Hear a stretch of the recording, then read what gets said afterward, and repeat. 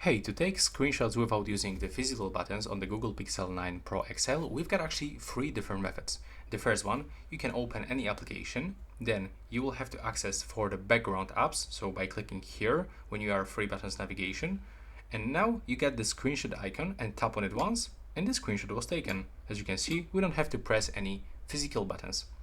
Another method to do this is just to enable this accessibility menu, and now you can just click on the screenshot. And to get this accessibility menu, you will have to go into the settings, which is located here. Now we have to go for accessibility, just right here. And now when you scroll almost all the way down, not almost, for the interaction controls, click here. And now by tapping here, you can actually get this menu and just simply take the screenshots with one single tap. Also, you can do this by going into the system settings, open gestures, and now you will have to go for quick tap to start actions. So click to enable this and select to take the screenshot. And now when you double tap here,